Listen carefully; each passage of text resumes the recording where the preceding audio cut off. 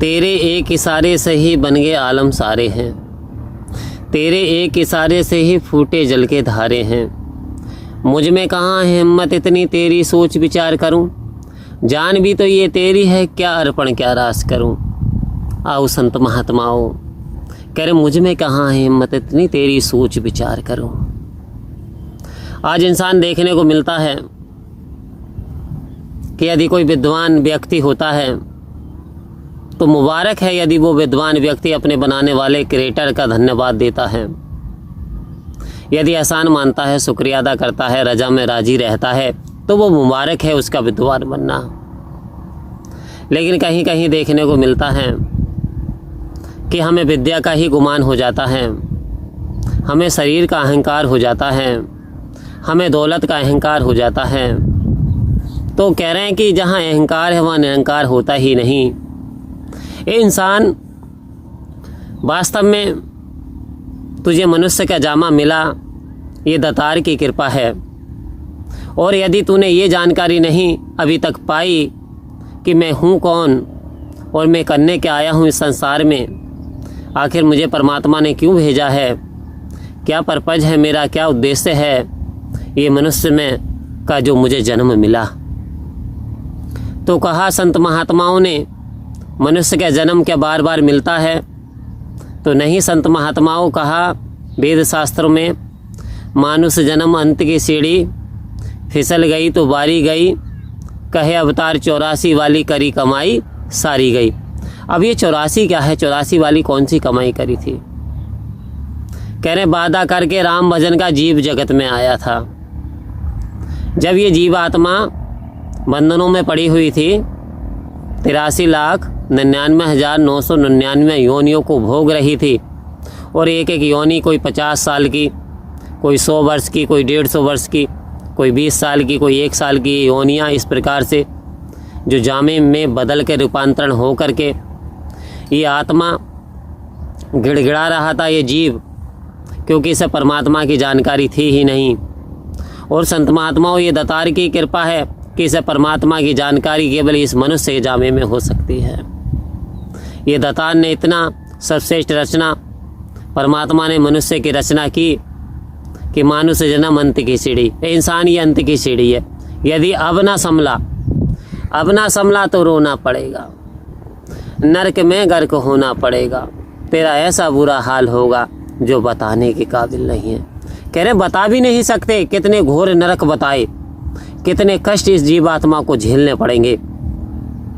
तो कह रहे हैं कि मैं कौन हूँ यदि तूने इसकी जानकारी कर ली। एक बार भगवान श्री राम त्रेता युग के समय की बात है, और आप गुरु वशिष्ठ जी के आश्रम में चले जाते हैं और दरवाज़ा खटखटाते हैं तो अंदर से आवाज़ आती है, कौन, दरवाजे पे कौन है। तब भगवान श्री राम कहते हैं, श्रीमान जी, हे गुरुवर, मैं यही तो जानना चाहता हूँ कि मैं कौन हूँ। आज जो संसार का स्वामी नारायण, जो पावरफुल सत्ता, वही कह रही है मैं ये जानकारी करने के लिए आया हूँ।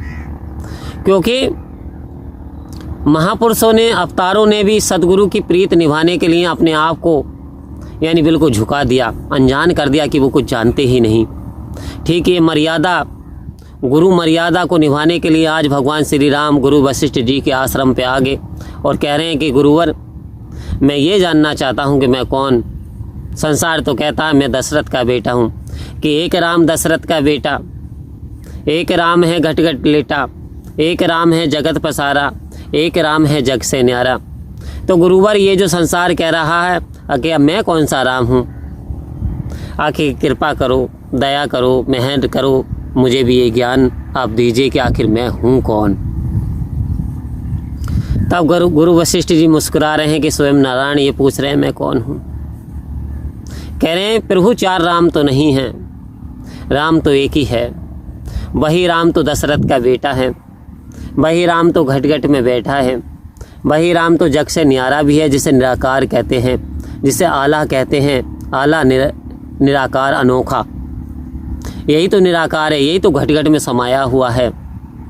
जैसे पनियारी पहले पानी भरने जाती थी तो कुएं होते थे, कुओं पे अपनी अपनी गागरें रख देती थी, तो देखते क्या थे कि सूर्य का जो तेज है, जो सूर्य की आकृति है, वो तो सारे घड़ों में दिखाई दे रही है। 20-30 घड़े, हर किसी के घड़े में। अब पनियारी बड़ी हैरत में कि बहन तेरे घड़े में भी चंद्र सूरज है, मेरे घड़े में भी सूरज है। तो कह रहे हैं ये जो रचना है, ये जो जीव जंतु हैं, ये जो जीव हैं, ये सब में परमात्मा का रूप है। जैसे घड़ों में सूरज क्या छाया है, लेकिन सूरज एक है, ऐसे ही सारे जीवों में ये परमात्मा की लीला, परमात्मा की आत्मा, परमात्मा का उजाला है।